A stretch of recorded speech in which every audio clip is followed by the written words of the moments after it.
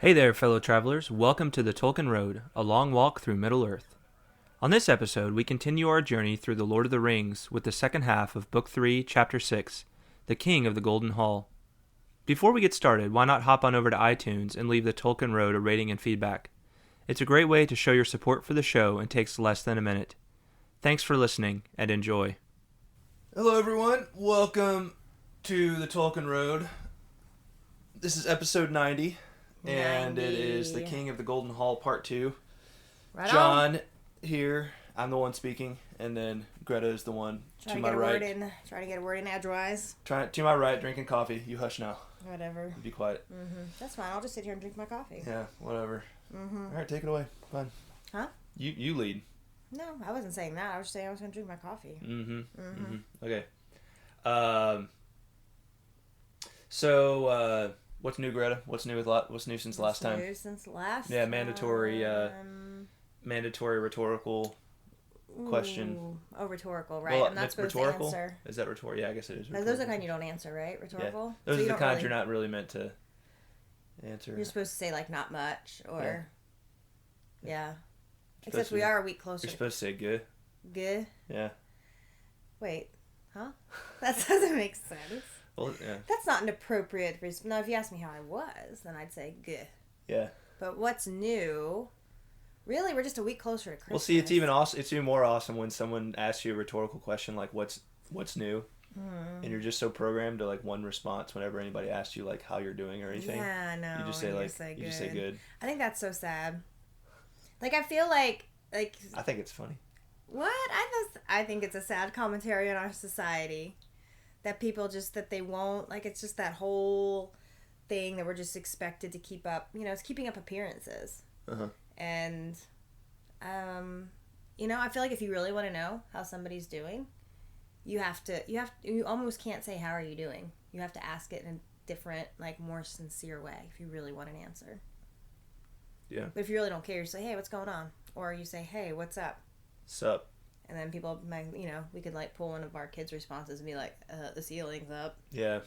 I don't even ask our kids what's up anymore. The ceiling. They always say the ceiling. Yeah. Well, see, to that, you just come back with a ha ha ha. Hadn't heard that one before. Oh, man. Pulling the good stuff. Yeah. Well, aren't you going to ask me how I'm doing? Yeah, I was just thinking about that. I was like, I guess I need to respond with, we need to keep it balanced, right? Fair and balanced. What's new? How are you? Good. What's up? Good? Yeah. All right. Awesome. Okay. So, a couple of things before we dive into the episode. New post over at True Myths. Getting back into the swing of posting things regularly over there. This one was 4 ways Tolkien creates a new reality. Oh. 4 ways Tolkien creates a new reality. Because, he was real into... He very deliberately, went out of his way to make Middle-earth seem like it was real. Oh, right? Heck yes. So anyway, I just, this short little, hopefully enjoyable read on that very topic, on how he did that. All right. And love for you to go over there and check it out. And if you can think of other ways that I didn't mention, put them there. Comment. 4. That's kind of a funny number. Why 4? Because the last 2 things I did were 5. Okay. I was going to say that usually it's 5. Yeah. Or 10. Usually it's multiples of 5. Right. So 4 is unusual. Yeah. Yeah. Well. But okay. I'm sure it's good nonetheless, and you all should go read it. All right. So yeah, go check that out. A little bit of correspondence since the last episode. So I do want to say this. Because I have been historically bad about making sure that all of the haiku and correspondence goes to the right place, we decided. So Greta stepped up and was like, "Let me do this, dummy." Come on, you doofus. Yeah. Just let me handle it. So we set up. So I Yes. set up an email address so that she could do that. Savvy one between the two of us. Who's the doofus now? Just saying. Well, not when it comes to technology. I'm the doofus. Yeah. It's true. Okay. So I set up an email address, and you'll need to get ready for this because it's going to be hard to remember. TolkienRoadPodcast@gmail.com. I can't believe that was available. It's as popular as Gmail is. Well, Tolkien Road wasn't, which is kind of weird because I think I may have gotten Tolkien Road at some point. Now you can't remember and now the I password. can't remember if I did, if what the password was. But anyway, you can just email. So here's the deal. Correspondence that's going to be on the podcast and Haiku. In order to guarantee that actually gets read on the air, it really needs to go to TolkienRoadPodcast@gmail.com. Any other channels, we'll try our best, but you're relying on me forwarding it to that email address. So you're living on the edge. Yeah. So taking a chance. So just consider my track record when it comes to this stuff. If you want it to get on the podcast, send it to TolkienRoadPodcast@gmail.com. All right. Right on. Yeah. All right. So hopefully I will prove myself more worthy of this task than you. I'm sure you shall. Well, we shall see. Yes, we shall. Mm-hmm. All right. Okay. Couple of items of correspondence. So the first is from a listener named a new correspondent actually named David Bigwood, and David would appear to be something of a Tolkien language guy. Oh. He left a comment on the website, and he said some comments on episode 64 languages. He said, "I'm surprised that your guest didn't mention the Elvish Linguistic Fellowship, which." What episode is this? This was the one we did with Gabriel Blanchard on Tolkien languages. Oh, right? Okay. Yeah. Okay. He said, "I'm surprised that your guest didn't mention the Elvish Linguistic Fellowship, cleverly enough, which the acronym is ELF. Oh, that's awesome. They're publishing with the permission of the Tolkien estate Tolkien's more technical language material. The latest issue of the journal, Parma Eldalambaron, has Quenya spelling, Quendian and Common Eldarin verb structure, and Common Eldarin verb structure. There's also a magazine publishing commentary and shorter pieces by Tolkien, Vinyar Tengvar. The latest issue features a presentation and analysis of the Turin Wrapper, comprising a set of 3 untranslated Sindarin texts from the probably early 1950s pertaining to the Turin's saga. And you can go see all that at www.elvish.org. The Markyria poem is published in the essay A Secret Vice in the book The Monsters and the Critics. There it is given the English title The Last Ark. So thanks for consistently putting out the podcast. It takes effort. There's plenty of work both before and after the recording. I'll keep listening. I've subscribed to my phone's podcatcher. Awesome. Nice. So David, thank you for that comment. Thank you for listening, and I is the one who does the pre and post production work for the most part. Although Greta will be doing a little bit of that now that she's with going to be accepting the correspondence and all that. But yeah, there is a lot of work that goes into it, and I appreciate you calling that out and recognizing that on our behalf. It's a labor of love for sure. It is. Yeah. We enjoy it. But we enjoy it absolutely. And thank you for all the extra info on the languages episode. That was an in-depth episode. Gabriel might just not be aware that of the Elvish Linguistic Fellowship. I'm not sure. Haven't spoken to him since that particular episode. So is this a book? Is it like a Elvish dictionary? I think the Fellowship is like a group of people who are interested in Tolkien's languages, and then they're putting out a book on Tolkien through Tolkien's estate. They're putting out a book that's like almost like a technical guide to Elvish. Wow. Right. Okay. So, for me, we've talked about this. I'm not a linguist. I'm bad at languages other than English. Yeah. And even then, I'm kind of iffy. So, but for those who are really into language, I know there's a lot of folks out there that actually undertake to like learn Elvish, and I admire that, and kind of wish I had that skill. I just don't, or that talent, but I just really don't seem to have a knack for that. But for those who do, I highly encourage you to check those things out. It sounds really, really fascinating. I think the Markyria poem is that he mentions is the one that Gabriel actually read on that episode. Okay. Yeah, if memory serves. So, but that you can actually find that poem. So I have that book, The Monsters and the Critics. That's the one that contains a series of different essays, and the first one is on Beowulf, and there's other essays. And A Secret Vice is the one where he talks about his languages and like how he spent all of his life, his whole life like building these fictional languages. So very cool. So very good comment. Thank you, David. Thank you very much, and hope to hear you. from you again. And thanks for listening. Yes. What he said. Right on. Okay. The other one. Let me scoot back here a little bit. Make sure I'm getting in the microphone. So only 2 things of correspondence this week, huh? It's funny how some weeks there's like a ton, and other weeks there's. We had a ton last week. Yeah. It's like half the episode. Yeah, it was half the episode. So the other one I received on Twitter, and for this is weird because this is from Clay DeVoe, and he sent me he tweeted me, and for some reason it didn't come to my Gmail, which normally is what happens because I don't spend a lot of time on Twitter. Maybe that'll change one of these days, but I'm a doofus when it comes to social media. Seriously. And speaking of that, thank you for the people who like stuff and do all that on our Facebook page. There's been more of you in the last few weeks, and it's great. And if there's any place that I actually spend a little bit of time in social media, it's probably Facebook. But Clay anyway tweeted me, and I just saw this because I was like, well, I'm gonna go check and make sure I didn't miss any haiku from Josh, and then Clay was on there, and he said. And I think Clay has commented before once or twice. He said, just listen to the Flight to the Fort episode. This was a while back. He said, as a Louisville listener, Louisville shout out. What's up, Louisville? Go Cards. Go Cards.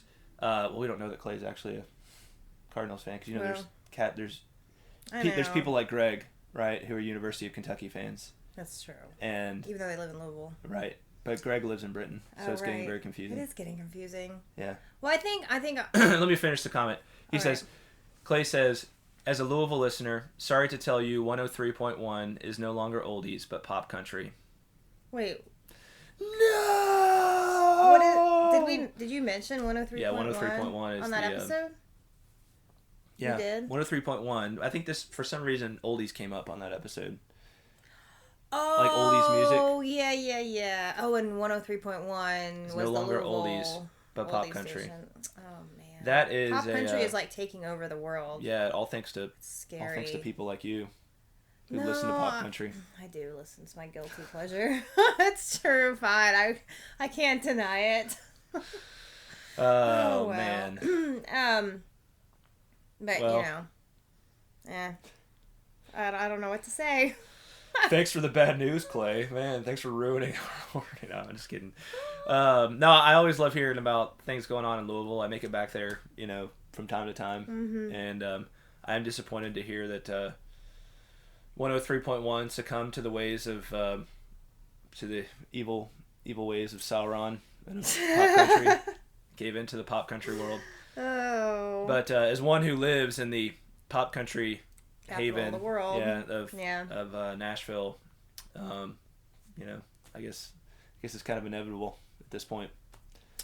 It is, and not to diss pop country. There's like not lots of nice people that record pop country. Actually, there's probably pop country songs I like and all that kind of stuff. There probably are. If you would give them a chance. It's just not my cup of tea. Yeah. Yeah. Okay. All right. Well, it's cool that we have a listener from Louisville. Yeah. Awesome. If we just get one from Annapolis, that would be awesome. If you're from Annapolis, give me a shout out. Absolutely. Yeah, we love hearing. Actually, we love hearing where our listeners are from. Absolutely. Because we've been a bunch of different places for sure. Mm-hmm. Where have we lived? We've lived in. Where have we not lived? That's the question. Well, you grew up in Annapolis. I grew up in Louisville. We lived in Charleston, South Carolina. Yep. We lived in Groton, Connecticut.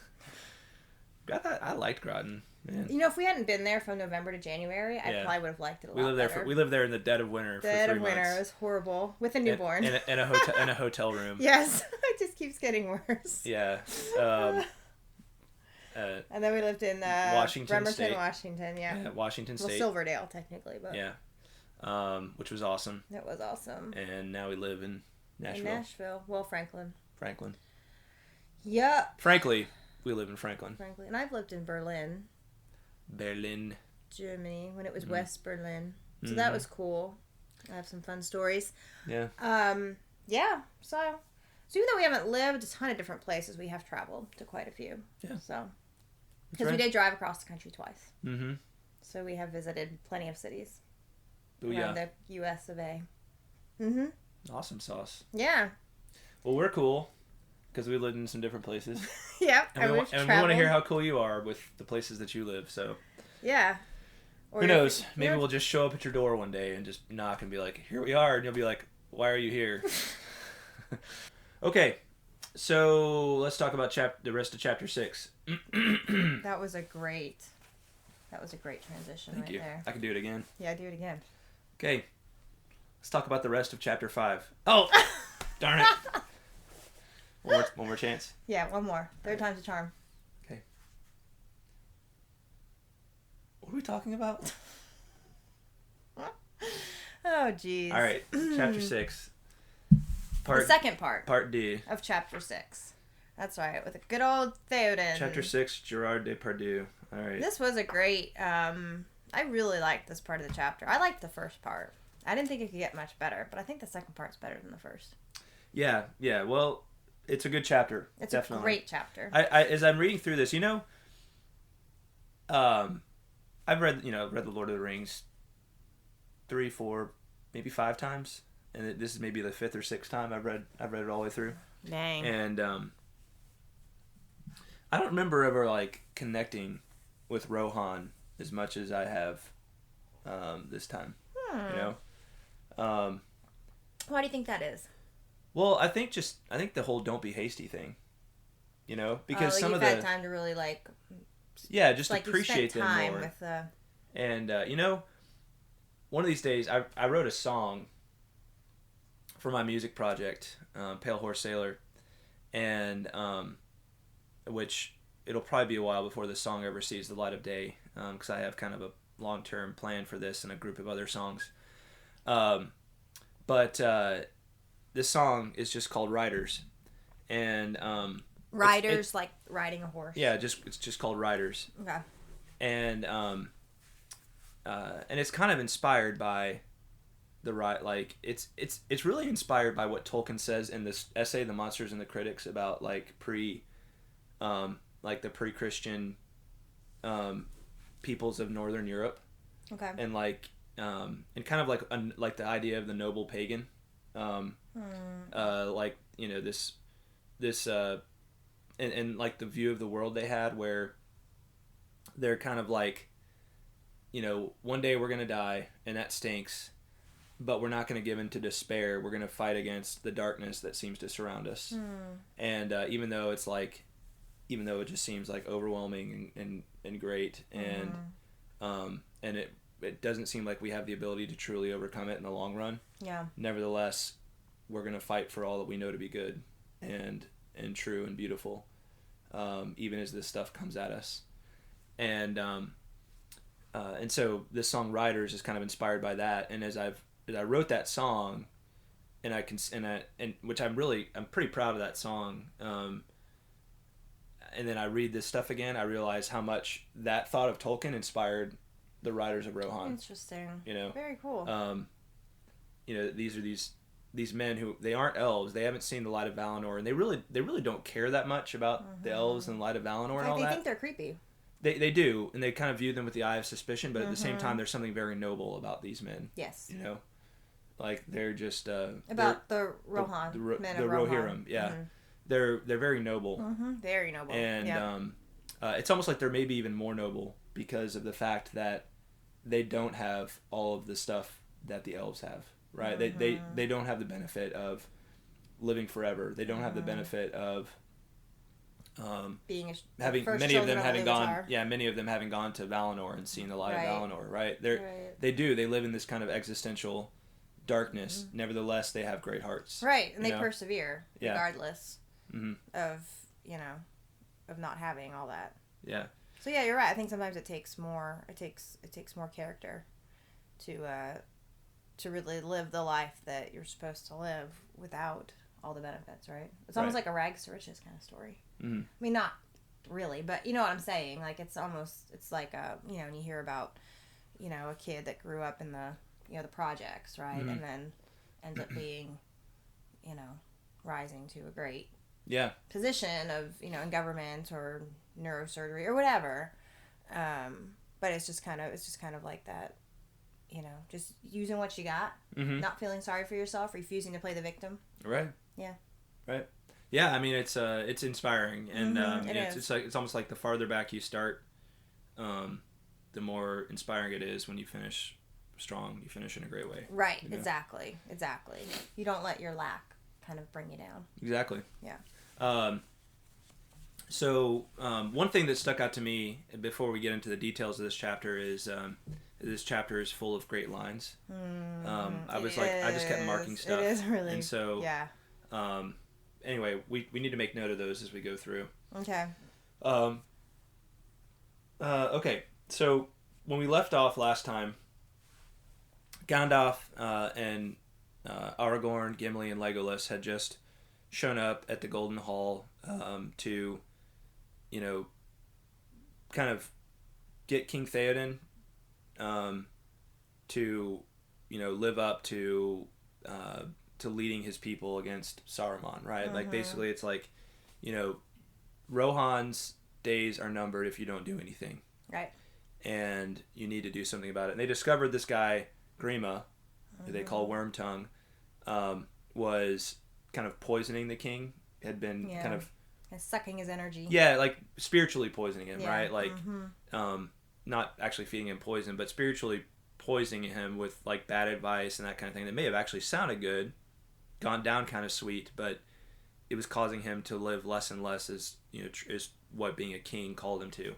Right. And so Gandalf had kind of awoken King Theoden at the end of that chapter by showing him himself for who he truly was. Right. Wormtongue runs off, and the king sends Hama to get Éomer, right? Who had been imprisoned by the king previously on Wormtongue's advice. Right. So that's where we pick up. At this, Gandalf and Theoden begin. At that point, Gandalf and Theoden begin speaking more, and Theoden begins to take hope at Gandalf's words. Gandalf says, "There is no time to tell all that you should hear, yet if my hope is not cheated, a time will come ere long when I can speak more fully. Behold, you are come into a peril greater even than the wit of Wormtongue could weave into your dreams. But see, you dream no longer. You live. Gondor and Rohan do not stand alone. The enemy is strong beyond our reckoning, yet we have a hope at which he has not guessed." A paragraph later, Gandalf says this. He says, "Verily, that way lies our hope, where sits our greatest fear. Doom hangs still on a thread, yet hope there is still, if we can but stand unconquered for a little while."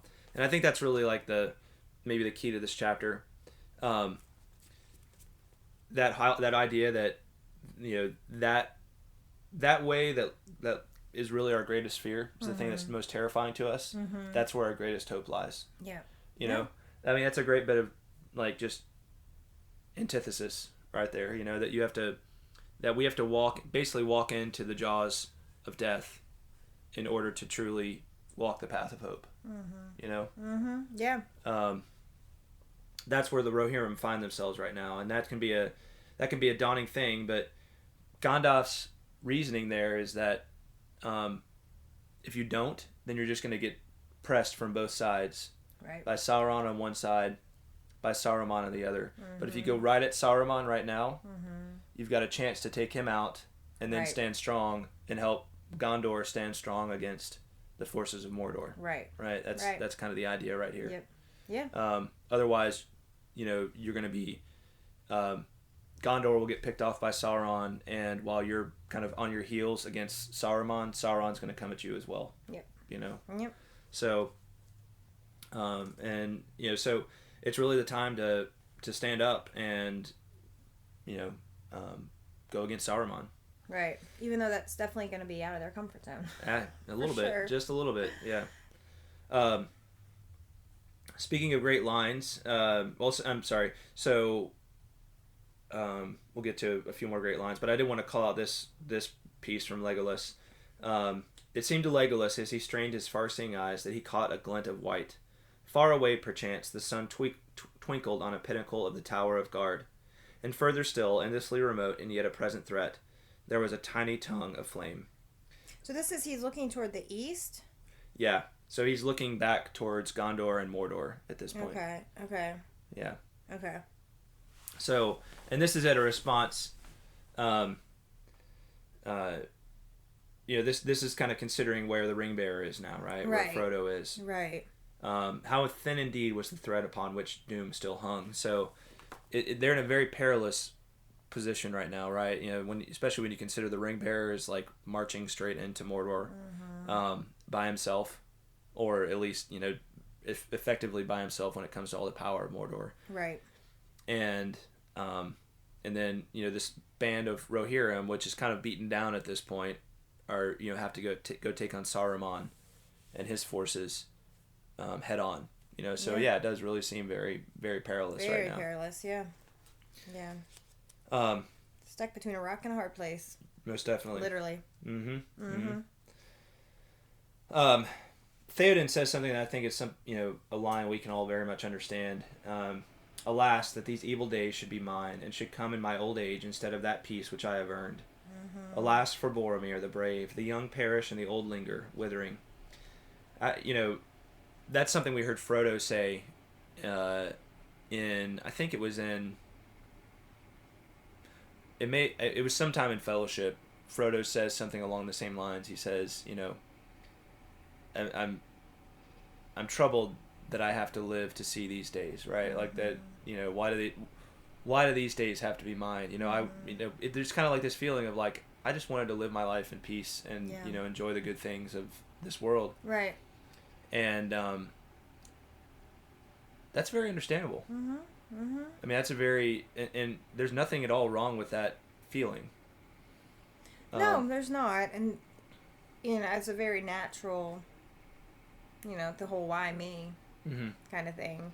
It's when you let yourself be eaten up by that regret and that sorrow, I think it's a very healthy thing to express. You just can't let it bring you down, because there's a reason, right? There's a reason that Frodo was the one who was chosen for this task, right? There's a reason that Theoden is the one who is the king of Rohan at this time. Right. And it's something that you may never, it's a reason that you may very well never understand or know at all.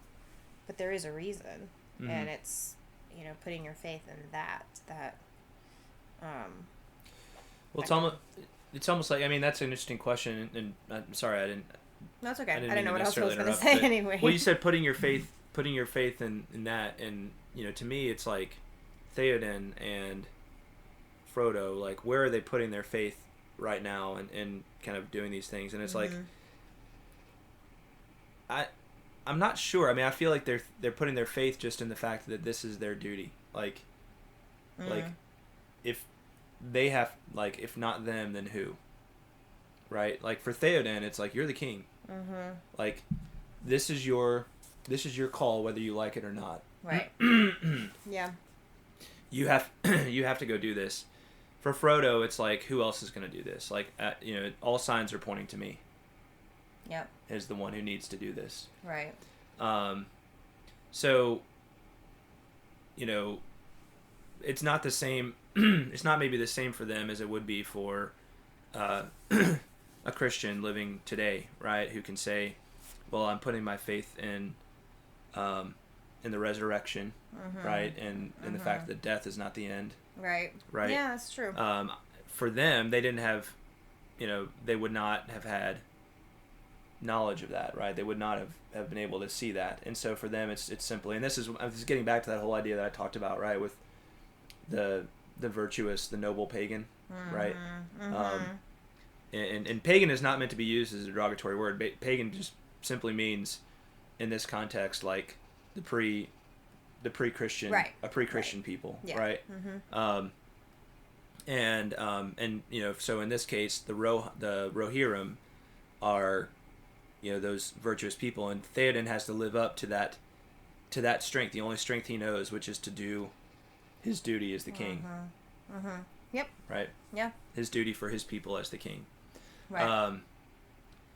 Okay, so so Theoden has to live up to that, and I love what Gandalf says here. Your fingers would remember their old strength better if they grasped a sword hilt. So Theoden is still feeling kind of like an old man. And Gandalf says, well, I have a solution for you. Take up your sword, and I think you'll remember what it feels like to be a young warrior. Yeah. Right? Yeah. Good advice. So, yeah, just another one of those good little bits. Good little bits from this chapter. And at that, Theoden decided, is like, okay, well, where is my sword? And that's the moment at which Éomer returns with Hama. Hama had decided to let him out of prison. Hama is a little bit like, is a little bit nervous that he's going to get in trouble for this. Right, because he wasn't ordered, right? Well, here's what he says. You want to read that? It is my doing, Lord. Oh, it is my doing, Lord, said Hama, trembling. I understood that Éomer was to be set free. Such joy was in my heart that maybe I have erred. Yet since he was free again, and he a marshal of the mark, I brought him his sword as he bade me. Yeah. And Éomer immediately says, to lay at your feet, my lord. So, this is a beautiful moment, and Éomer, even though he's been in prison, he's like, okay, nevertheless, you're still my king, right? And here's my sword. I laid at your feet to do your bidding, right? Yep. So,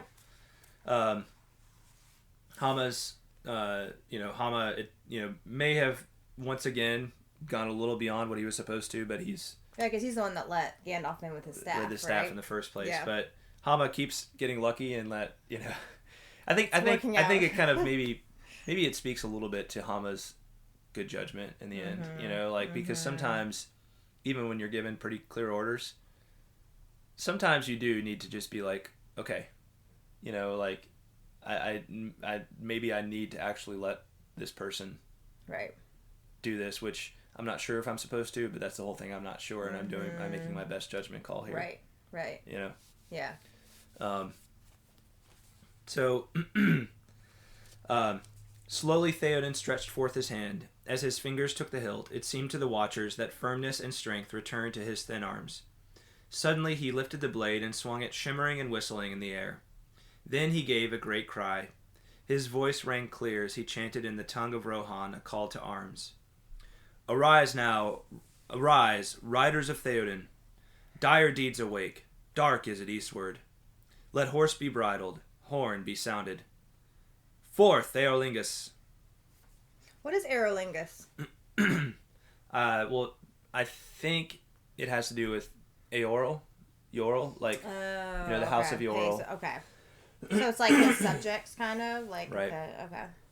Sorry, I hope my throat clearing is not it's kind of causing too much problem, but at least I'm not coughing this week. You need some water or something. Maybe I do. Maybe you do. Maybe you need to snarf some of your coffee. Sure, go up. Have at it. It's cold, but it's liquid. It's liquid. Liquid gold, baby. All right. Yeah. So Eorlingus, I think, just means like followers of Eorl. Okay, that makes sense. Right. Yeah. So, and they're all ready, right? The people of Rohan are ready. They say, Yeah, they're not us. surprised at all. It's almost like finally, this is what we've been waiting for. About time. Right, exactly. Yeah. Like, yes, let's do this. Mm-hmm. Mm-hmm. Yeah. Theoden gives Eomer back his sword, and tells Hama to seek his own sword. Of course, they found it. Right. Gandalf commends him for, putting Eomer back in his good graces. And at this point they're like, okay, we need to get ready. Let's start getting ready for battle. Let's see. I'm trying to think. Did I mark this? Where, we talk about. Lead your people swiftly to the hold of Dunharrow in the hills. Is he talking about the people that aren't going to fight? I think. Yeah, he's telling the women and children, right? To take the women and children and hide them, right? Because he said it's not going to be safe for them here. Isn't that what? Yeah, that's what it is. Right. Yeah. I think that's what they're talking about there, because I think that's different from Helms Deep, where they're going to make the riders are going to make their stand. Right. The army is going to make its stand. Yeah. Aragorn says, then even the defeat of Rohan will be glorious in song. The Lord of the Mark will ride for Theolingus. So Aragorn pipes in at this point and just basically says, with Theoden at the head, even if we do suffer final defeat, it'll still be glorious. It'll still be worthy of song. Right. Well, that's because Gandalf at first tells Theoden to basically lead, to kind of take he wants him to stay behind. Mm-hmm. Right? Yeah, it sounds like Gandalf's plan is for Theoden to take the people that aren't going to fight into a safe place. Mm-hmm. Right? And that's when Theoden stands up and says, I'm going with you. Mm-hmm. And that's when Aragorn responds, oh, yep, this is going to be worthy of song, because Theoden is, coming with us. Right. Because I don't think Gandalf expected him to. Yeah, it's funny. I kind of, as I read that, that's a subtlety I hadn't picked up when I read through it. And it almost makes me think that, because I kind of have to imagine, because Gandalf doesn't push back, that's what he wanted in the first place. You think it was almost like a Jedi mind trick, yeah, right? It was reverse psychology. Reverse psychology. Yeah. It's like, okay, now Theoden, you can go. Now that you're all pumped up and ready to go, slay Saruman, here, you just take him up and hide in the hills. Right. And it's like, oh, hold on, no, So then Gandalf can kind of be I'm gonna go punch this dude in the mouth. Right. Exactly. Well, then down the line, when Theoden complain, if Theoden were ever to complain, oh man, I never should have come, Gandalf would be like, hey, your call, not mine. Right? Your funeral. Yeah, that's not Gandalf's way, but no, it's not. No, but it's kind of I would say he could now he has something to fall back on if he were to ever be questioned, his judgment be questioned. He'd be like, hey, you're the one that insisted on coming. If I had my way, you would have gone up to the hills with the women and children. That's right. Yeah. That's right. Okay. Let's see. So at that point, Theoden says, yes, I do understand that they're, the women and children and the old, they can't come with us to battle. And they need somebody needs to lead them. He says, we'll figure that out before I leave. Yeah.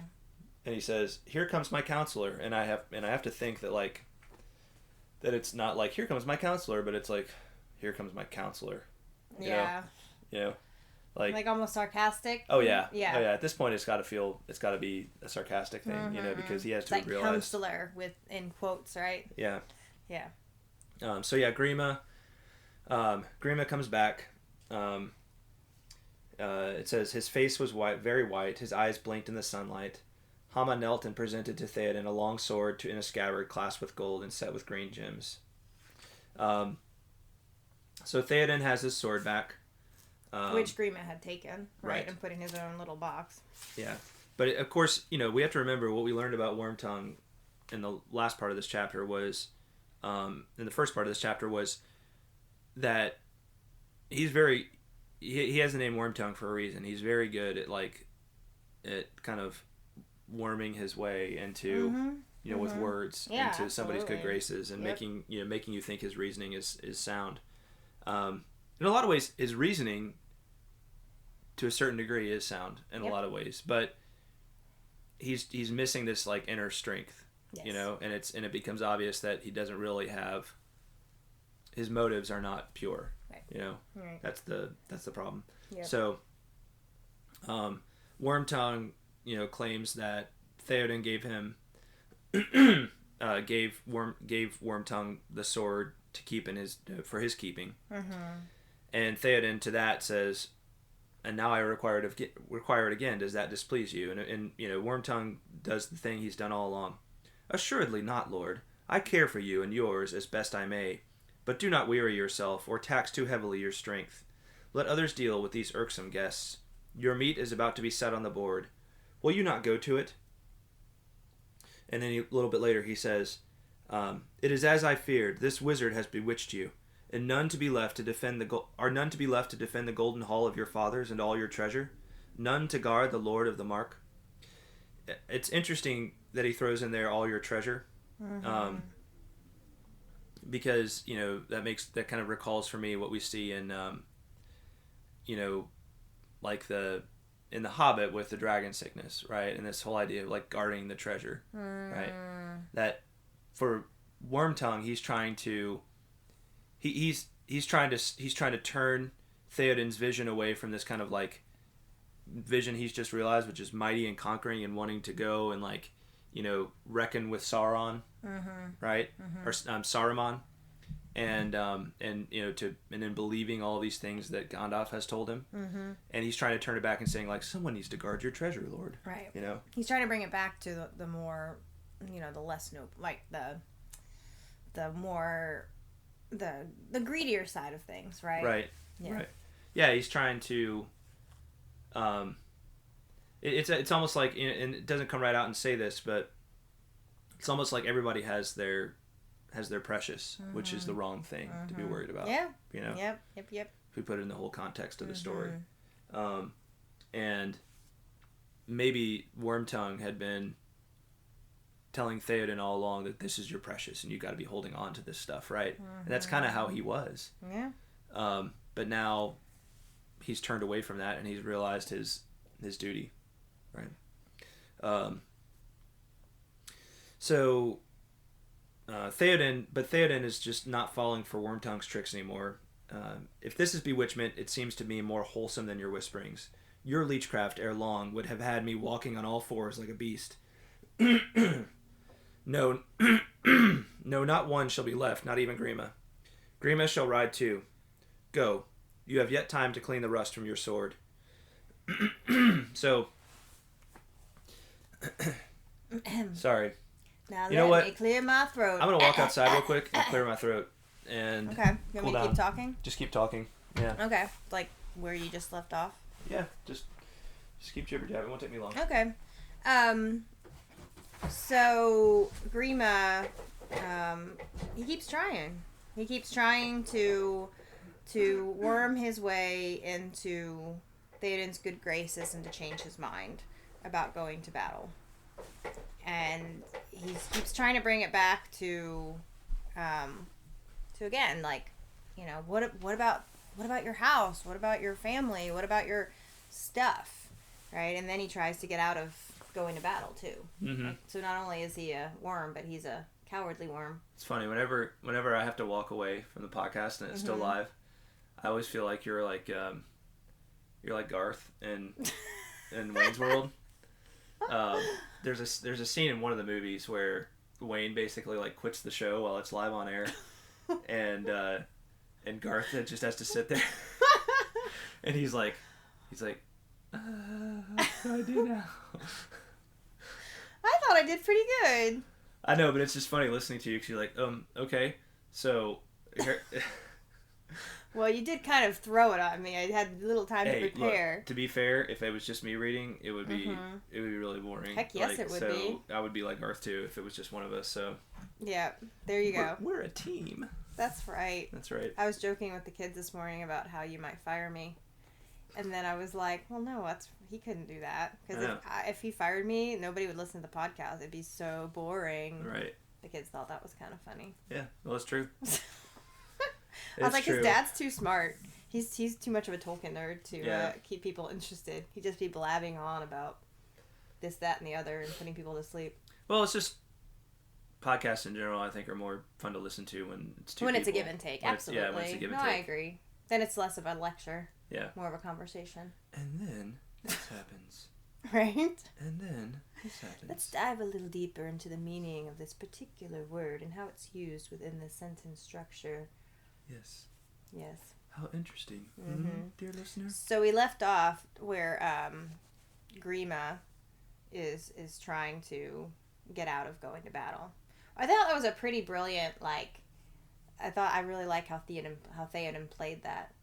Be like, about, how Gríma's like, well, what about all your stuff? And he's like, psh, whatever. He's like, you're coming with us too. Yeah.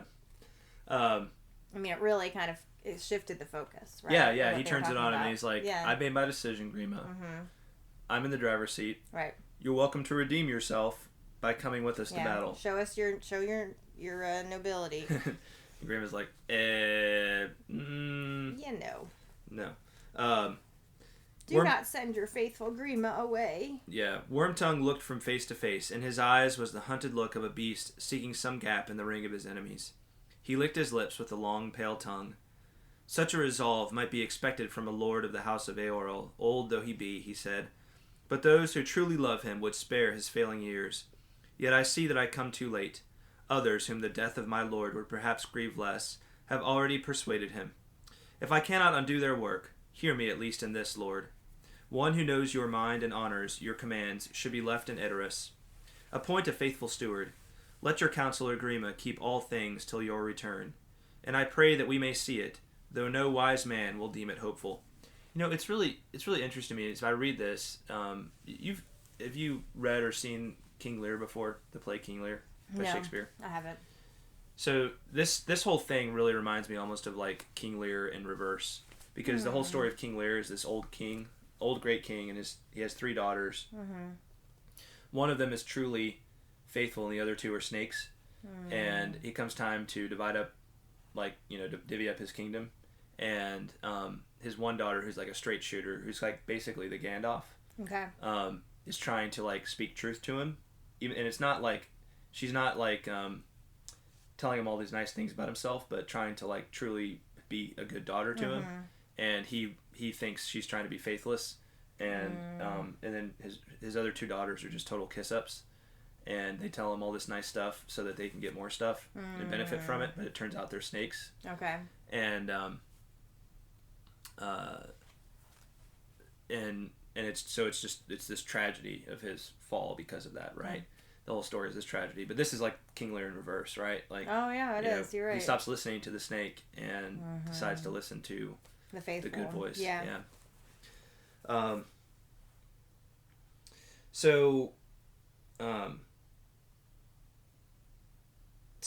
Wormtongue is just continually trying to weasel his way out of this somehow, and Gandalf finally has enough of it. There's this great bit. Why don't you read this? Nay, Eomer. Why don't you read that paragraph? Nay, Eomer, you do not fully understand the mind of Master Wormtongue, said Gandalf, turning his piercing glance upon him. He is bold and cunning. Even now he plays a game with peril and wins a throw. Hours of my precious time he has wasted already. Down, snake, he said suddenly in a terrible voice. Down on your belly. How long is it since Saruman bought you? What was the promised price? When all the men were dead, you were to pick your share of the treasure and take the woman you desire? Too long have you watched her under your eyelids and haunted her steps. Yeah, and Eomer is like, that I knew already. For that reason I would have slain him before, forgetting the law of the hall. But there are other reasons. So we're talking about Yeah, so Gandalf basically says Wormtongue's whole idea here was to see the fall of as many of the men of Rohan as possible, so that Wormtongue could go up, run off with the treasure, and take Éowyn for his own, right? Which I have to kind of think, like, Éowyn just seems like she would have, like... She would never have put up with that. Not only that, but she seems especially in what we see later, like she seems like she would have just kicked his butt. Yeah, oh, absolutely. If he, She's if he way laid a hand on more. her. Unless he could have somehow had the effect on her that he had on. Well, the only thing Theoden. I can think is that he could have like blackmailed her or something like that, or just left her with no other option. You know. Yeah. I think he's crafty enough, unfortunately, to have pulled it off. I think he is pretty darn crafty. Yeah. Despite Eowyn's, best efforts, I think he probably would have triumphed. Mm-hmm. So it's good that Gandalf showed up when he did. Yeah. Mm-hmm. And Wormtongue, the best he can do at this point is just say, "You lie." Gandalf responds, "I do not lie. See, Theoden, here is a snake. With safety you cannot take it with you, nor can you leave it behind. To slay it would be just, but it was not always as it is now. Once it was a man, and did you service in its fashion. Give him a horse and let him go at once wherever he chooses. By his choice you shall judge him." So it's so merciful. Yeah. I thought that was very insightful and wise of Gandalf, because he's right. I mean, really, Wormtongue deserves to die for what he's done. Mm-hmm. Right? That would be the just thing. But Gandalf's able to look and see, he wasn't always like this. Mm-hmm. Right? He does have some good qualities. Yeah. He used to have some good qualities. He used to be a really trustworthy servant for you. Right. And it's really only since Saruman bought him that he's become this way. Mm-hmm. I just thought that was a very merciful response on Gandalf's part.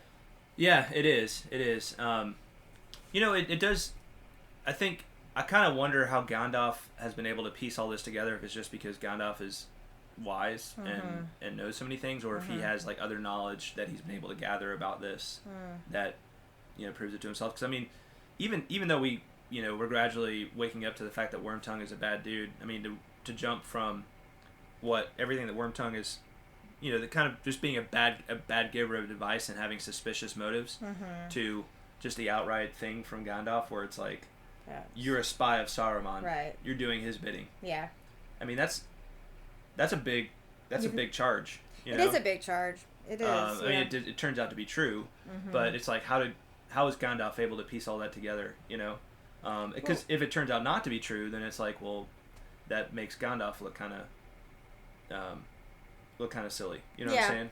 That's true. It's just something I was thinking about with this, because Gandalf just jumps right to it. Right. Do you think that maybe when he was, like in his all those places and things that he had seen and done during his absence, like that maybe something was brought to his attention then? Like after he fought the Balrog. I'm sure there was some. I'm sure there's some explanation for that, like some background in terms of the, everything he's been able to gather. Heck, he could have just been aware. Like he could have just witnessed Gríma visiting Saruman on multiple occasions. Yeah, he could have. Yeah, that's true. Yeah. Gandalf is not one to make hasty accusations. Or Gandalf could just have like kind of secret knowledge. His spidey sense. That, maybe some kind of like, just kind of special spiritual insight, right? Given it's probably a combination of all these things, honestly. Yeah, it's just interesting to think about how Gandalf knows all this. Right. And, so Wormtongue is just cornered pretty much at this point. Slowly he rose. He looked at them with half-closed eyes. Last of all, he scanned Theoden's face and opened his mouth as if to speak. Then suddenly he drew himself up. His hands worked. His eyes glittered. Such malice was in them that men stepped back from him. He bared his teeth, and then with a hissing breath he spat before the king's feet, and darting to one side he fled down the stair. So he kind of makes this last little, it's I don't know, it's kind of a weird little thing, but he just he kind of hisses at him and then runs off. I feel this reminded me a bit of Gollum, just his actions. I kind of found myself picturing him in this scene, like Gollum is portrayed in the movies. Yeah. Well, it seems like it's a pretty helpless action too. It's like I know that if I were to actually strike one of you, then I'd be dead. Yeah. So this is just my last little bit of spite, that I'm gonna give to you, and then leave. Right. Yep.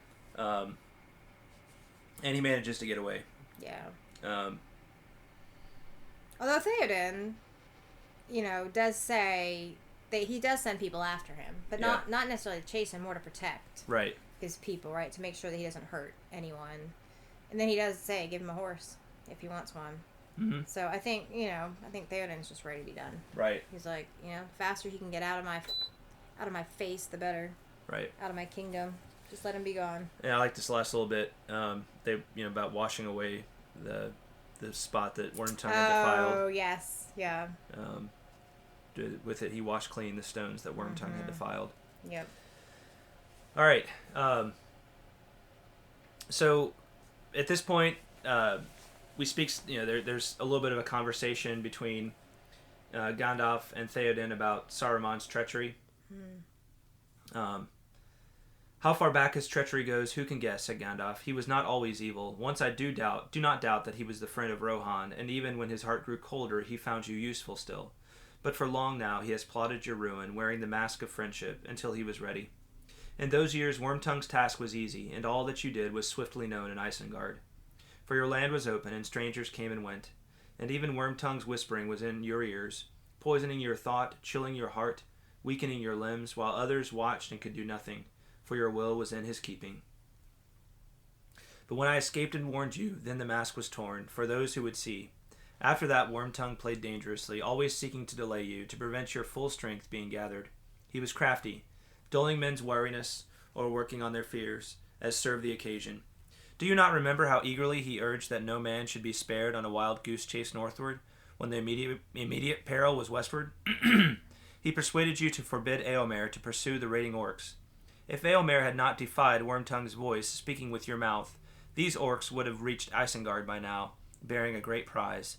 Not indeed that prize which Saruman desires above all else, but at the least 2 members of my company, sharers of a secret hope, of which even to you, Lord, I cannot yet speak openly. Dare you speak of what they might now be suffering, or what Saruman might now have learned to our destruction? And Theoden at this realizes how much he owes to Eomer. Mm-hmm. So, basically, we just get another account of Saruman once being good, but, slowly declining to this point of evil. And, we see a little bit here of how Gandalf pieced together Wormtongue's true allegiance. Right. Being really given to Saruman. Yes. Theoden realizes how much he owes to Eomer. We have another good line here. A couple of good lines. Faithful heart may have forward tongue. And, in speaking of Eomer. Yes. Right? Yes. So that's a good line in reminding, I think it's Cordelia and King Lear. That's how she is, right? So she could be described that way too. Like, faithful heart may have forward tongue. Like, it's not always the words you want to hear. Right. Could be very direct. Right. Actually, it's funny because Cordelia, I think it's Cordelia is the one. But Cordelia is, she almost kind of speaks in riddles. And that's maybe a little bit of her problem. So she's not super direct at the beginning. But she says all these things that kind of, and that King Lear is like, wait, you're supposed to be kissing up to me right now, telling me how wonderful I am. Mm-hmm. Why aren't you doing that? But no, I'm telling you what you need to hear. I'm trying to give you good advice, right. To be a faithful daughter instead of one that just tells you the things you want to hear. Yeah, and that is true, right? Those are your truest friends are the ones that that will tell you the truth even when it hurts. I think there's a biblical proverb, faithful are the wounds of a friend, right? I think that's it. Yeah. So anyway, similar idea. Absolutely. And then Gandalf responds and he says, say also that to crooked eyes truth may wear a wry face. So sometimes the problem is in the way we see things, right? Yeah. Sometimes it's in the eye of the beholder. It's in our perception. Yeah, that we see things wrongly. Yep, that's true. Interesting. That's true. And Theoden says, yes, and I owe a great deal to you as well. Once again, you have come in time. I would give you a gift ere we go, at your own choosing. You have only to name aught that is mine. I reserve now only my sword. Right. And Gandalf wants Shadowfax. He wants to be able to ride Shadowfax into battle. Theoden says, you choose well, and I give him now gladly. Yet it is a great gift. There is none like to Shadowfax. In him, one of the mighty steeds of old has returned. None such shall return again, and to you, my other guests, I will offer such things as may be found in my armory. Swords you do not need, but there are helms and coats of mail of cunning work, gifts to my fathers out of Gondor. Choose from these ere we go, and may they serve you well. So we find a little bit more out about Shadowfax, right? Right. About how I think you may be onto something about him being kind of an ancestor of a horse of Valinor. Well, descendant. What did I say? Ancestor. That's what I meant. Yeah, I know. That's why I said descendant. That one of his ancestors was from Valinor. Yeah, yeah. Well, we talked about that. Yeah, we did. There was a couple of people that pointed out some words about him right, being from other from things. Orme. I'm saying here in this chapter, he actually says, in him, one of the mighty steeds of old has returned. Yeah. Yeah. That's all I was saying. Yeah. Good. Yeah. High five. So all of our inklings seem to have been correct. Nice use of the word inklings. Mm-hmm. Yeah. We forgot to do our secret word thing today. Well, maybe inklings was our secret word. Maybe it was our secret word. Yeah, we did forget to do a secret word. Well, it's your job to come up with a secret word. I know. I need to do that. I forgot. It's your job. All right. You have 2 responsibilities now. I'll get on it. You've already failed in one of them. Don't fail me again. Well, that's funny that you said that, because I was like, once you mentioned the new haiku, the new email for the haiku, I was like, I thought I volunteered for a second thing too, and I can't remember what it was. And then I used the word absolutely a couple minutes ago, and I was like, oh, that's what it was. It was the secret word. Mm-hmm. So I'll get on that for next episode. It was so secret this time that not even I knew the word. Not even you knew. It was a super secret word. That's right. Okay. So Shadowfax. Yeah, so well, what's cool about this is that people are like, where is Shadowfax? Mm-hmm. They're like, oh, he's like, he's like running wild in the, miles from here. Right. And all Gandalf has to do is whistle, and he like suddenly appears. Mm-hmm. I love that. I'm like, really? This can't be real. Yeah. Well, it's real here. It is real here, which makes Middle-earth so great. Mm-hmm. One of the many things that makes Middle-earth so great. So the next bit is, basically about them preparing themselves for battle, getting armor and all that kind of thing. Gimli and Éomer have a humorous exchange. Mm-hmm. Where is it? I forgot to mark it. Dang, who's failing now, John? Oh, I think it's I'm sorry. Further off. First, we need to talk about Aragorn and Aragorn and Éowyn. Yeah, this another awkward moment between Aragorn and Éowyn, right? Oh, you gotta love the tension. Yeah. Theoden drank from the cup, and she then proffered it to the guests. As she stood before Aragorn, she paused suddenly and looked upon him, and her eyes were shining. And he looked down upon her fair face and smiled, but as he took the cup, his hand met hers, and he knew that she trembled at the touch. "Hail, Aragorn, son of Arathorn," she said. "Hail, Lady of Rohan," he answered, but his face now was troubled, and he did not smile. I don't think that's that awkward. I know. I called it awkward because it's a little awkward. A little awkward. He touches her hand, and she trembles. Yeah, I mean that's kind of. It's called a spontaneous reaction. Well, I'm not saying it's like, like totally, like completely awkward, like the most awkward thing I've ever read. Nobody's stammering. Like they're very civil and. All I'm saying is it's like he obviously accidentally touches her hand in taking the cup, right? Mm-hmm. And there's obviously an attraction between them. Yes. Right. Yes. So, but Aragorn at the same time, he knows that despite this attraction, that he's already given himself to Arwen. Right. How unfortunate their names are so similar. Arwen and Éowyn. Yeah. Yeah. Yeah. It's gotta be tough for old Aragorn there when he's like, Yeah, it's gotta be hard not to. How many times do you think after Arwen and Aragorn are married later in the story, he accidentally called her Éowyn? That would Éowyn, be dear. bad. I mean Arwen. Sorry. Arwen. By the way, spoiler alert. Good job, John. You just spoiled. I'm just speculating. Totally. You're just speculating. Yeah, because I'm sure nobody knows that who's listening, to the story right now. So I had actually forgotten. Hey, by the way, also, Darth Vader is Luke's father. Just FYI. Yeah. Yeah. I saw that coming all along. Yeah. I was so not surprised. Mm-hmm. Yep. Yeah. Okay. Also. Yeah. Gandalf, when he falls, fighting the Balrog, he doesn't really die. Yeah. I didn't think he was dead in the first place. Yeah. Mm-hmm. Yeah, because I'm in Tolkien's brain. Also, Frodo blows up the Death Star. I knew that too. Right. Yeah. Good. Because, that's how it's supposed to be. Yep. Yeah. So, he finds all 18 Horcruxes and blows up Lord Voldemort in the Death Star. Awesome. Yes. Awesome. I love it. Awesome. Just like I really did love this interaction between, it was so brief, but so brief yet so telling. Mm-hmm. Yeah. Yeah. Between Aragorn and Eowyn. Makes you wonder what could be between them. Yeah. Makes my heart hurt a little bit for Eowyn. Mm-hmm. It stinks. I think everything will work out for her in the end. I hope so. Yeah. She deserves the best. She does. Let's see here. So another important bit of business they need to take care of before they leave is Theoden has to name his heir. Right? That's right. Because he says he has no son, right? His son has been killed. And Éomer, his nephew, is coming with him into battle, and there's a chance he won't make it back. If he does, of course, he's the heir. But if not,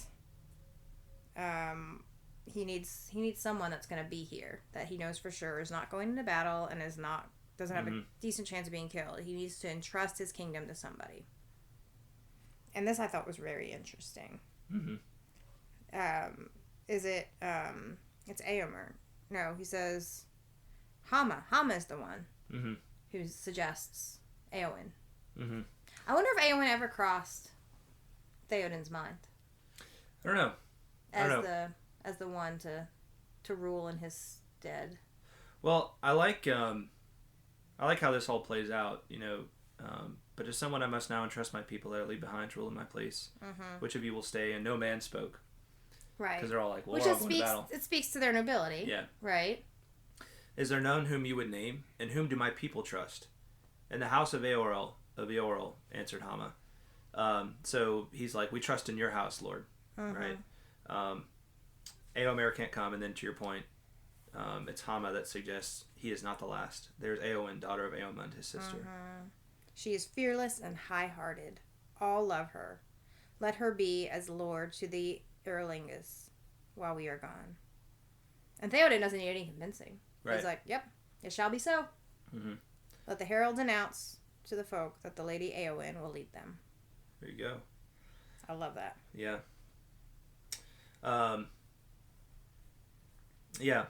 Great little snippet there. And at that, it's getting about time to ride. So Gimli and Éomer. This is where Gimli and Éomer make nice. I really like this.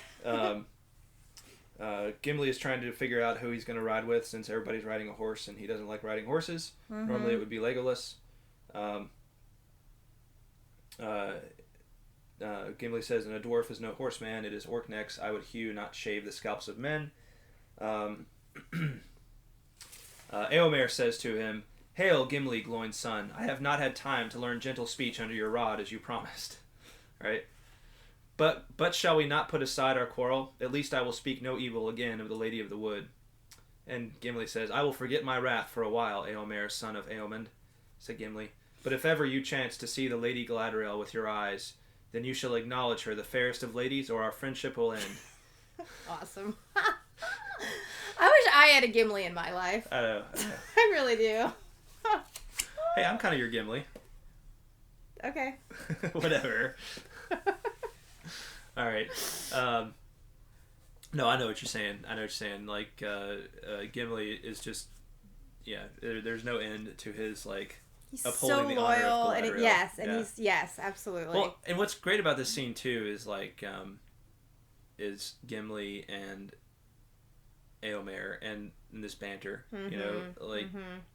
because there's a lightheartedness to it. They're going into battle like almost like a hopeless battle. They that some people kind of feel, but they're both just. It almost sounds like they're lighthearted and excited about it. Like they're looking forward to finally. Because you think about the two of them. Gimli is always just like, let me Oh, he's always ready for a fight. Let me fight. Let me chop somebody's head off. Mm-hmm. You know, let me use my axe, please. Right?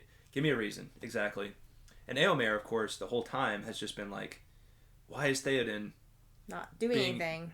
Being an idiot, right? Yeah. Like, he's out there trying to keep Rohan safe, and Theoden sitting in his golden hall, and now Éomer is finally like, yes! Finally, I have my way! Finally, the king is back at the head. We're ready. We're going into battle, you know? So, I love this banter because it just shows, and for these two, how lighthearted they're feeling. How just excited they are to get back on the horse. Nothing's going to bring them down. Right. No one's going to slow them down. That's right. And nothing going to break their stride. Nope, nothing going to break their stride. Ain't nothing going to slow them down. No. Oh, no. No. They got to keep on moving. Got to keep on moving, that's right. Yep. Yeah, so be it, said Éomer. But until that time, pardon me, and in token of pardon, ride with me, I beg. Gandalf will be at the head with the Lord of the Mark, but Firefoot, my horse, will bear us both, if you will. I thank you indeed. I will gladly go with you if Legolas, my comrade, may ride beside us. It shall be so. Legolas upon my left and Aragorn upon my right, and none will dare to stand before us. I mean, it just makes you kind of want to ride with him. It does. You know? I know. I'm like, this sounds really cool. Yeah. I'm having a FOMO moment, like, you know, the fear of missing out. Yeah. I'm like, whoa, I want to be there. Yeah, you know, I want to ride with Aragorn, you know, and like hang out with these cool dudes and, you know, kill some orcs. That's right. Yeah. Go into battle. Yeah. And so the next part is where Gandalf whistles. And, right. Yeah. I'm sorry. I jumped ahead a little bit. Shows up. We both jumped ahead. Yeah, I did. That was all my fault. And the last little bit of the chapter, Gandalf, the Shadowfax shows up. Theoden officially gives him to Gandalf, and Gandalf says, "I thank you, Theoden King." Then suddenly he threw back his gray cloak and cast aside his hat and leaped to horseback. He wore no helm nor mail. His snowy hair flew free in the wind. His white robes shone dazzling in the sun. "Behold the White Rider!" cried Aragorn, and all took up the words. "Our king and the White Rider!" they shouted. "Forth, Eorlingus!" The trumpet sounded. The horses reared and neighed. Spear clashed on shield. Then the king raised his hand, and with a rush like the sudden onset of a great wind, the last host of Rohan rode thundering into the west.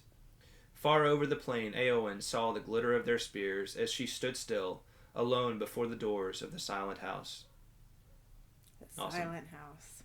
Yeah. Oh, I'm excited. Yeah. You know, that's I just love the visual on this scene because you get the sense that they're all ready for battle. You know, they're all excited. Like, our king and the White Rider. Right? Look who we have in front of us. Aragorn says, it's almost like, who can, you know, they say this, who can stand in our way now? Yep. Right? Yeah. With these two at the head, who can stand in our way now? Right. So. If they be for us, who can be against us? Right? It's amazing to see the change that's overcome everybody in the course of this chapter. Yes, you know, like you think about Theoden, even the beginning of the second half of the chapter being like, you know, he's still alas that these evil days should be mine and should come in my old age. And now they're just like, let's go get Saruman. Yep. Yeah. Let's do this. Make this happen. Right. Great stuff. It is really good. Really, really good. All right. That is the end of chapter 6. So let's see. Now it would be Haiku Time. Haiku Time. Yeah. Let me get the song queued up here. There it goes. Is that gonna be loud enough? Turn it up. Turn it up. Turn it up. Who's going first? 1, 2, 3, 4, 5, 6, 7, 8, 9, 10, 11, 12, 13, 14, 15, 16, 17 syllables in haiku. 1, 2, 3, 4, 5, 6, 7, 8, 9, 10, 11, 12, 13, 14, 15, 16, 17 syllables in haiku. Ooh. Nice little ooh there. Ooh. Yeah. I was channeling my pop country, my love of pop country. Is that something they do in pop country? No. Oh, okay. I just had to tie it in somehow. I see. All right. Haiku time. All right, so... Let's do this. Who's going... Paper, rock, scissors? Well, I wrote 2, too. Looks like you wrote 2. Yeah. So, we'll do paper, rock, scissors, and then we'll just You do one, I do one, you do one, I do one. Okay. Sound good? Yeah. Okay, rock, paper, scissors, shoot. I win. You on win. the first try. I'll let you win. All right, I want to go first. Okay. All right, so my first haiku, here it is. Now let me clear my throat. All right. The deed at hand done, fear and regret cast aside, true counsel well received. Right on. Thanks. Good stuff. Yeah, I know. Did you want to do your second one, or did you No, I want you to go, and then I'll do my second. Attention to Haiku 1. For hope's sake, we ride to death's dark vale. Live or die, the glory is ours. I like it. I like it a lot. Right on. All right, here's my second one. Rohan's men ride west, leaving the great hall silent, the lady in charge. Nice. Yeah, I had to. I had to give props to Eowyn. Mm-hmm. She's my girl. Yeah, she's the one on the cover of your copy. She's making us girls look pretty great. Mm-hmm. Girl power. All right, now your turn. Are you done? I'm finished. Done with all your girl power stuff? All right. For now. Just kidding. Okay. Now is no time for blame or guilt. Riders, take up your spears. Fly, you fools. Fly, you fools. I love it. I love it. Yeah. Fly, you fools. I liked working that line, Mm-hmm. that classic line back into this. Great line. Great line. Yeah. Yeah. I was kind of thinking, it's like, I was thinking about, like, when he uses that term, when Gandalf says that, he's falling to his death, and he's telling the rest of the Fellowship to run, get away. Mm-hmm. But, there's a certain, like, good foolishness to them, to the riders of Rohan, right? Like, there's almost a sense, I think, in which, if you're going into a battle like that, you want to feel a little, you want a little bit of foolishness. It would seem like, you know what I'm saying? Because not like bad foolishness, but right, like almost like a blissful ignorance. Exactly. Yeah. Exactly. Like you really don't know what you're in for. Right. Yeah, that can totally. Because it's gonna get ugly, but you want that feeling of just like that you're flying. Right. Right. You're flying high. Right. You're on cloud 9. Mm-hmm. Yep. I dig it. That was really good. All right, we got haiku from Aaron Thiessen, Greg UK, Rob Fangman, and Mayor Grace. Sweet. Yeah, so let's go. We'll go with. Let's do this. We'll go with Aaron. Do you want to read his first one there? Sure. All right, Aaron's first haiku. Old strength remembered, age does not lie as heavy on his shoulders now. Nice. That's really good. Old strength remembered. Mm-hmm. Good stuff. Right on. Good job, Aaron. Yes. Number 2 from Aaron. Mercy shown Gríma. He may yet have a part to play for good or ill. Maybe some foreshadowing. Yeah, and it makes me think of, again, the parallels between him and Gollum. Yeah. Right? Yeah, the mercy. Yeah, who talked about. Well, and the part to play for good or ill. For us, right? That's true. Yeah, that too. Yeah. Because, Mercy, right, stayed the hand of Bilbo. Mm-hmm. When he could have easily just done away with Gollum, right? And then we talked this episode about Gandalf and how merciful he was, or how he encouraged Theoden to show mercy. Right. But it would have been just as easy to kill him. Mm-hmm. Yeah. Exactly. There's a reason they're still alive. Mm-hmm. Mm-hmm. All right. Good job, Aaron. Yes. Thank you, Aaron. Keep them coming. Keep them coming. All right. We got one from Greg UK. Why don't you do this one? Okay. Greg UK writes, Worm tongue's folly, despair shattered, fire renewed, a king ascendant. Nice. I like that. Mm-hmm. That's really good. Despair shattered, fire. Greg likes to throw his into. He likes to do a little bit of it's still the number of syllables, but he always does his in 4 lines, which is they're a little deconstructed. Yeah, kind of. That's right. That's the right term. Yeah. Is it the right term? It's a little deconstructed there. Yeah. I like it. Yeah. I really like it. It's good job. Very good. Yeah. Yeah. Thanks, Greg. Greg is the composer of the lyrics for the Tolkien Road theme song. That's right. So he's, yeah. He can do no wrong in the haiku world, as far as I'm concerned. That's right. Yeah. All right. Rob, the man, the myth, the legend, Fang Man. Rob, what's up? We got one haiku from him. Darkness approaches. Shadow rising from the east. That way, also hope. Nice. Yep. Mm-hmm. Good stuff. Right on, Greg. Really, really good. Right on, Greg. I looked at Greg's name as soon as I said that. Right on, Rob. Right on, Rob. Right on, Greg, too, but that was Rob's haiku, so right on, Rob. Yeah. Right on to everyone who sent us haiku. Mary Grace. Whoa, what did... She Mary has two Grace, haiku. and then a poem. Overachieving as usual. Mary Grace apparently has taken to calling herself the wise fool. So that's awesome. Yeah. And I was just thinking, this has got to be like finals time for her. So yeah. It's pretty amazing, or at least midterms. So it's pretty awesome that she's got her priorities straight. She does have her priorities straight. She knows that the Tolkien Road comes first, and then school. And then school. That's right. Mm-hmm. Only everyone in the world understood that. All right. You want to do the first one? Sure. From Mary Grace. Hope journeys yonder. To war, to ruin, to wrath. On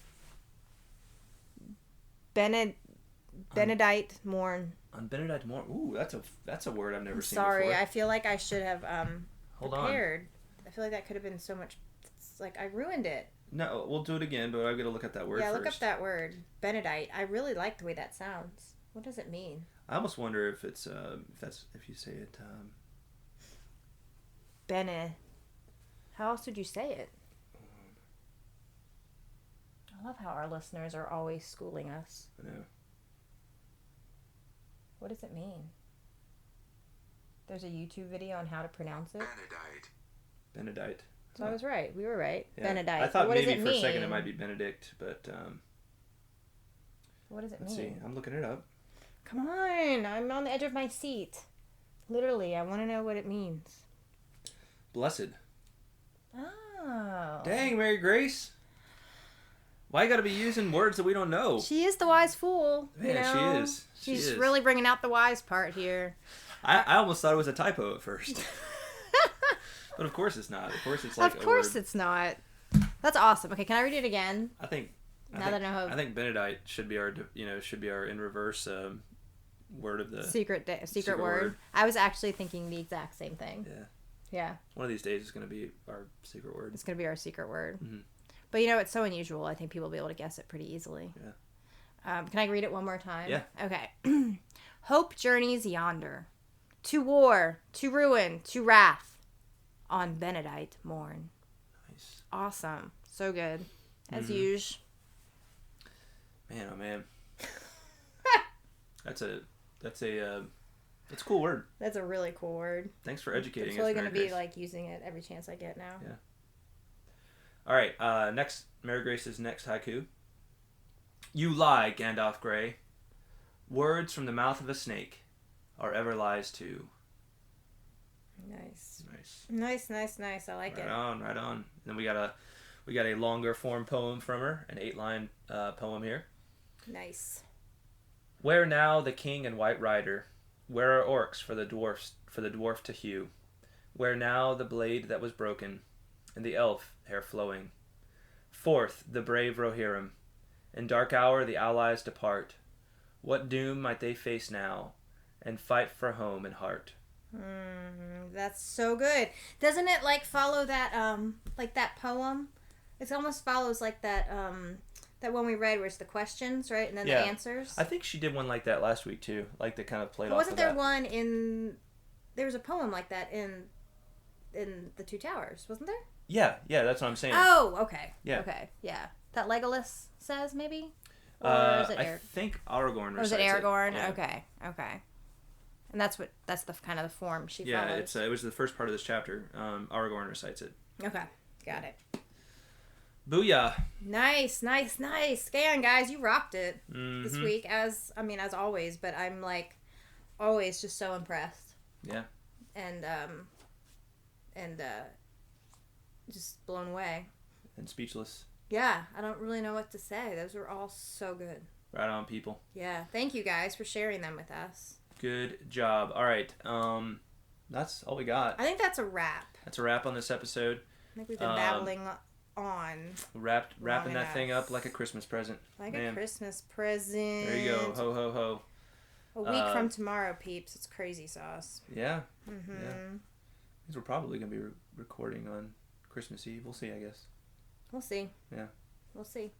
All right. Well, thanks for listening, everybody. Yes, thank you. And if you got haiku or correspondence for next time, send it to tolkienroadpodcast@gmail.com. And it is guaranteed. Guaranteed. And to make it on.